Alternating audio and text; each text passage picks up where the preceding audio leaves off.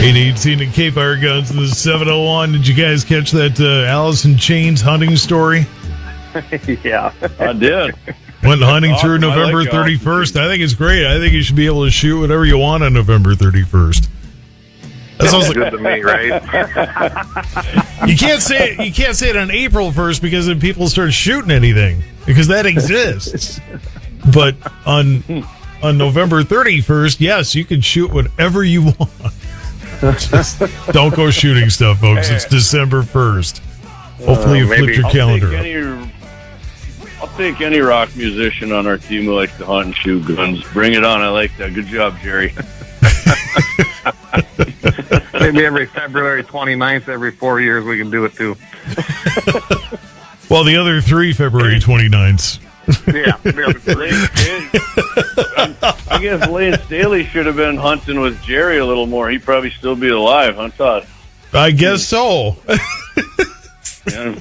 You'd think somebody at his stature or whatever would have a handler tell him, dude, there is no November 31st. You think somebody would have told him, but I guess not. Or maybe getting into some of Lane's good stuff. He thought there was an extra hunting day. Who knows? Who knows? All right.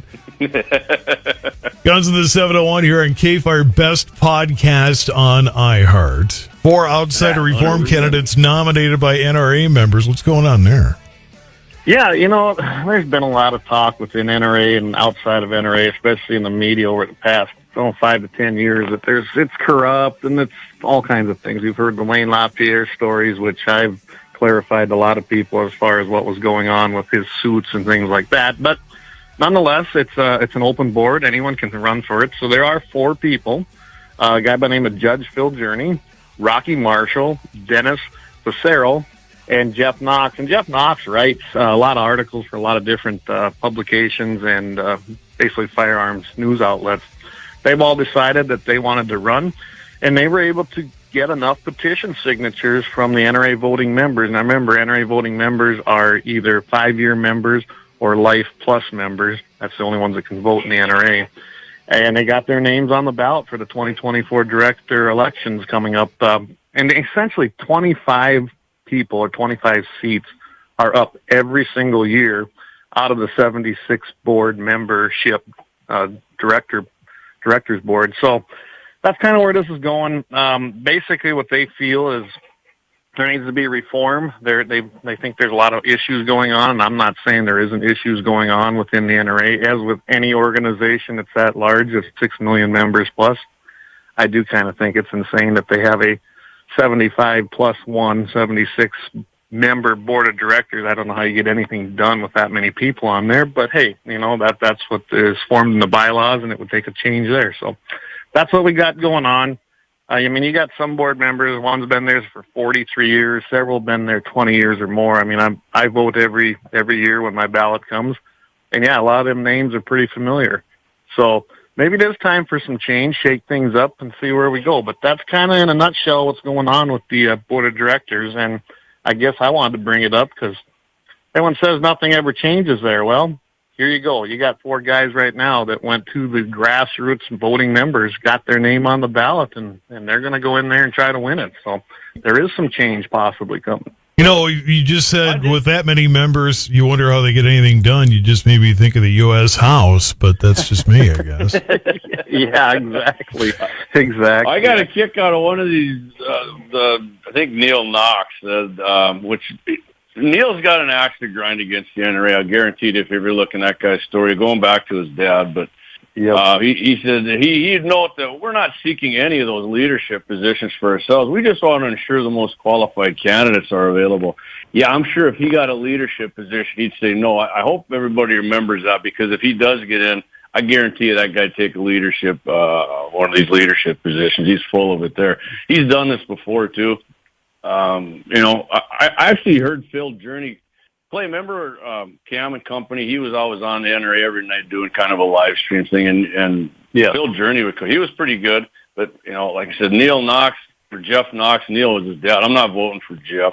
I don't know about I'm not Dennis either. versus Rocky. I'll look into it. Because if you get your NRA magazine, they got a whole spiel in there when it comes time to vote about what these candidates stand for and all that. So, I don't know. We'll see. I'm not against voting for these other guys. Like I said, I'll definitely vote for Phil Journey. But, yeah, you're right. There's some names on there. I know there was that Joaquin Jackson. Remember him from Texas? I think he finally retired. But, yeah, he was one. I think he was a sheriff down there, and he was one of them guys. He wasn't against ARs, but he didn't think he needed more than 10 rounds, and I voted against that guy every time. But somehow he got on. Somehow he got back on. There's always bad apples in the group. So You want proof that you need more than 10 rounds? You put the gun in my hand, and I look at that board of directors deal, and it does become that for many people, as with regular voting in anything. They don't go check out the candidates. They look for the familiar name and go, oh, yeah, I'll vote for that guy. I mean, there some of them guys, yeah, like Ted Nugent. I'm probably always going to vote for Ted Nugent on the board of directors because I know exactly how he feels and what he thinks. He resigned, actually, Clay. He did, but, what I'm getting at is I always voted for him when he was on there. Yeah. And there are names on there I'm always going to vote for if I see them. Yeah. But yeah, a lot of these names, you've got to go look at them, see what they've done. I'm always leery when I see a politician's name on there because then nice thing though, they got a voting record. Pretty easy to go look up their voting record.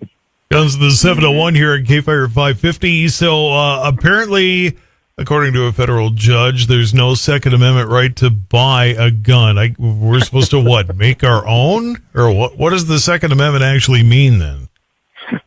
Oh, he wouldn't want you to do that either, Todd. I mean, probably doesn't want me to throw a rock either. But by the way, I am wearing your shirt today, just so you know. Perfect. You know what I just realized? Not to change the subject, but I just realized you guys gave me my very first monogrammed shirt. Oh, there we go. Awesome. First again for Guns in the 701. Little TTRG on the back there. I'm like, oh wow, I own a monogrammed shirt now. There you go. Custom made. Mom would be disappointed this was the first one. In fact, the only one. And it'll probably be my only one my whole life. But it's radio. I don't need a monogrammed shirt. But So, in this case. There's a gun case in Colorado, Rocky Mountain Gun Owners versus Polis, which is Jared Polis. It's challenging Colorado's 3-day waiting period for firearm purchases. And then, of course, we got the judge there, Judge John Kane. Speaking of being something for a long term, appointed to the federal bench by leftist Jimmy Carter in 1977, he decided to stretch the reasoning to the breaking point on how you acquire your guns. He said, sure, I acknowledge that District of Columbia versus Heller meant the individual right to possess and carry weapons in case of confrontation. But good old Judge Kane went on to say purchase and delivery are one means of creating the opportunity to have weapons. The relevant question is whether the plain text covers that specific meaning. It does not. So he further goes on to say, you don't have a right to buy a gun, Todd. That's not your right, which that'd be like... I'm pulling one out of my butt then? I mean, how am I getting that thing? Yeah. So any judge that would insist a ban on newspaper sales would not implicate First Amendment prohibitions. They'd disgrace themselves and ruin their profession, wouldn't they? But anything these leftists can do to try to discredit or stop you from exercising your Second Amendment civil right, they'll pull it out. I mean, it's ridiculous. He also said our nation had a historical tradition of regulating the carrying of firearms and use of them by intoxicated individuals. Last I checked, founders and framers were sucking down pints in pubs when they were writing the Constitutional Bill of Rights. So I don't know about that one. Well, to try and compare the intoxication part of that to a waiting period, it's apples and oranges. I mean, we still have laws on the books to this day that, North Dakota Century Code's got it right there. It says if you are drinking, you cannot carry. You can't carry into a place that serves alcohol. There are laws today. They have existed for a long time, but it does not bar your right to purchase or carry, just only if you're intoxicated, which has nothing to do with a waiting period because you are doing something to yourself that impairs yourself. Just going to buy a firearm as a normal person, you're not doing anything. So you're lumping everybody in saying you can't do this for 3 days, which does not follow the historical use of the Second Amendment, versus a law that basically, if you've impaired yourself, says, hey, while you're impaired, you can't do this. Not that I agree with it or disagree with it. I'm just saying that is what the law is right now, and they're apples and oranges. Well, we could get that change in the legislative session here in a little over a year. But there is, see, like some states have it. If your BAC is below, if it's like point, what is it? I mean, what's next? You can't.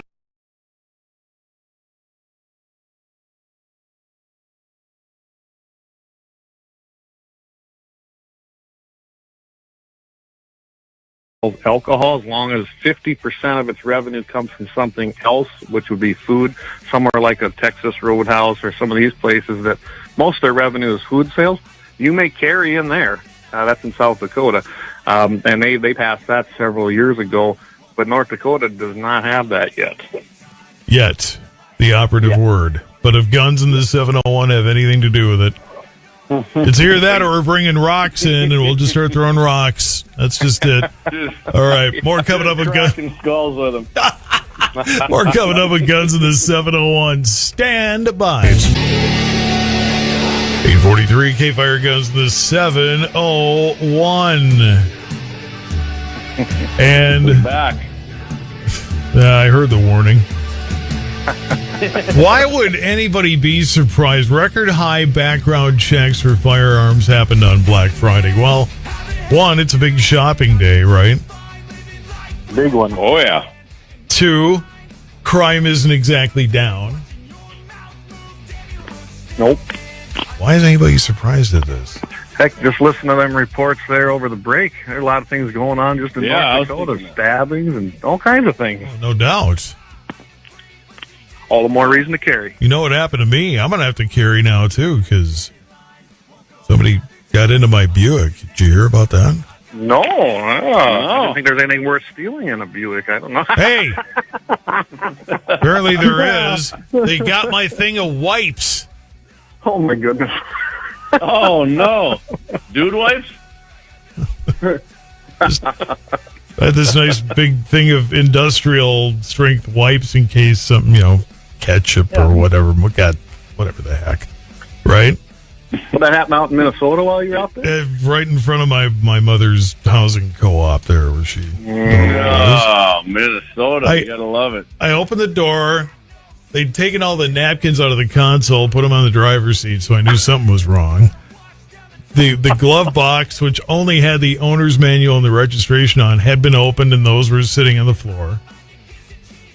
The thing of trail mix is still sitting on the seat. Why not take that? Oh, my goodness. Nope, but you took the wipes. Took the wipes. Well, I was out there the same time you were, I think, Todd. What were you doing out there? Oh, visiting relatives over Thanksgiving as well. Sure. Yeah. But I actually went to a place that had real trail mix. It was Von Hansen's meat place, and their trail mix was just all kinds of different kinds of meats and cheese. Now, that's the kind of trail mix I can get behind. Oh, there you go. Yeah, this was not a trail mix with M&Ms and stuff. That's candy. That's not trail mix. That's candy. Just say what it is. If you want to eat that stuff, that's fine. Just stop acting like you're being healthy. That's right. That's right. Meat is healthy. What do you mean? Meat is healthy, yes. I'm talking about the trail mix with M&Ms and stuff in it, and they call it a health food. I'm like, it's got 12 kinds of chocolate in it. Well, then I doubt it's that healthy, but whatever. Yeah. Anyway. So how come everybody's doing background checks on Black Friday here? What was it? Just everybody's getting a gun for Christmas, or what's going on? Sounds like a good idea to me. Go ahead, Jamie. I mean, everybody's getting one? So, Clay, right before was talking about knives and that. Remember, President Obama said if they bring a knife, we bring a gun. So maybe Obama is more Second Amendment than we thought. Hey, that's a good point. So, did a demonstration of the ongoing demand for our firearms and Second Amendment rights. The FBI's National Instant Criminal Background Check System reported an all-time high number of background checks for Black Friday. And the National Shooting Sports Foundation has the numbers here. that the week leading up to it, including Black Friday, there was in that week 680,671 background checks were run, and Black Friday itself actually had 214,913, which set a new record for that day. It's a slightly decreased from last year, though, which was down 4.3% from last year in the same week-long period. But that's pretty awesome. I didn't actually partake in the Black Friday buying, Todd. I bought one the other day. It's actually a kit. So, according to old Judge Kane there, we were talking about, hey, I'm going to build my own. I guess I didn't buy a complete gun, so maybe he's happy about that. Oh, that's right. Democrats don't like you building your own guns either, but these evil ghost guns.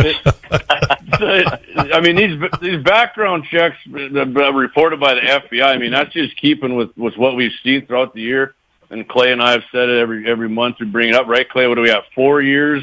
For 1 million guns for 4 years running now, right? That's what it is? Yep, that's what it is, yes. And that's pretty amazing. So the lowest day out of that week was Sunday, and that was 52,521. And, of course, like I said, the highest day was actually Black Friday, which set that record at 214,913. That's awesome. And you got to remember, it's mixed background checks, so it isn't necessarily one gun. It could be a multiple. I mean, someone could have bought a shotgun and a rifle, or a handgun and a shotgun. So it's just background checks individually.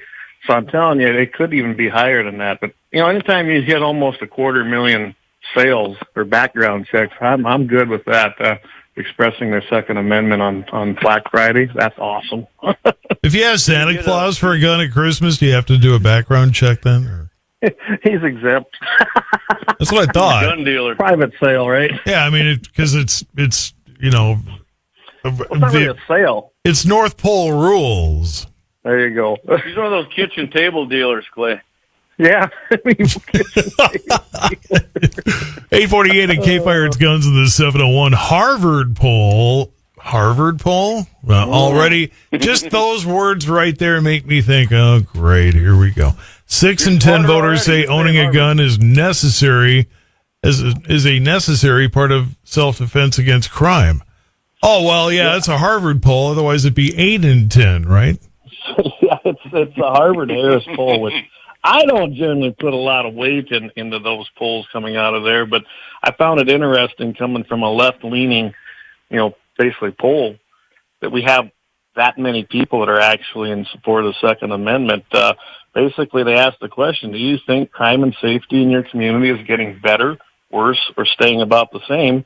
42% of them said worse versus 21% who said better, and 49% of independents were among those that said crime is worsening. So, those middle-of-the-road people, even they can see how bad it's getting. Then they also asked, do you think that you need to have a gun today in case you were attacked by criminals, or do you think owning a gun is unnecessary? Well, unlike the judge in Colorado who thinks it's unnecessary, the majority of those voters say, yep, and it didn't matter. Whether they were Democrats, whether they were Republicans or independents, here's how it breaks down. 54% of Democrats said that owning a gun is necessary, even though they vote for the people that want to take them away.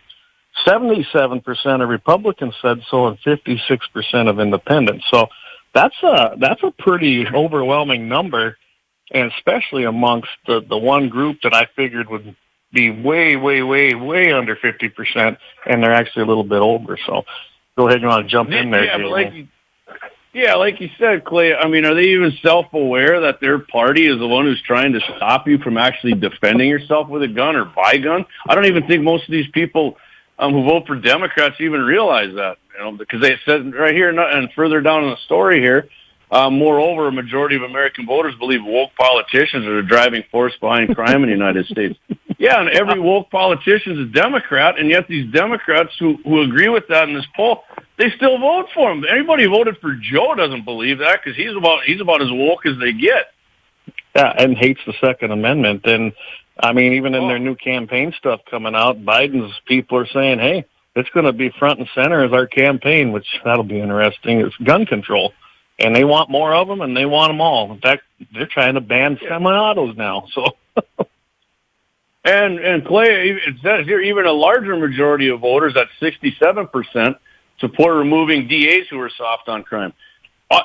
I'll bet you 95% plus of these DAs who are soft on crime, or they're Democrats, and Mike Bloomberg, who's one of the biggest anti-gun funding rats in America, helps get these people elected. And yet almost 70% of people are against them, but they don't even pay attention to who puts them in power. They don't. And, I've run in that around here. I mean, this used to be, and it kind of still is in this area, a heavy Democrat voting bloc to a point. And when you ask them questions about this, they're really not. They've been voting Democrat because their dad was Democrat and their grandpa was Democrat. Yeah, they're all like and Kennedy. Their great grandpa, yeah. They still think it's John Kennedy. Yeah. Yep. Guns in the 701. Friday mornings about 8:15 here on K-Fire, but I know that's not enough. It's not, Todd. Well, Not enough. I buddy. give you 24 hours, it wouldn't be enough, but you do have the iHeart app, and therefore you do have access to even more of Guns in the 701. Oh, absolutely. Hit iHeart and then find K-Fire. It comes on there in Mitchell in the morning, or find Guns in 701. We're both on there. Best podcast on iHeart for North Dakota. Go catch it any day you want. Well, not just for North Dakota. Well, for everybody. It would actually, it should actually be required learning for Harvard. There you go. And, if they're going to do studies on guns, they really should be studying guns then, right? They should. Well, hey, if Scott Bachmeyer could teach at South Dakota State, Clay and I could teach at Harvard, man. There you go. There, exactly. Exactly. All right, guys, have a great weekend. You too, Todd. You too, Todd. Good talking to you. All righty, Yeah. fantastic.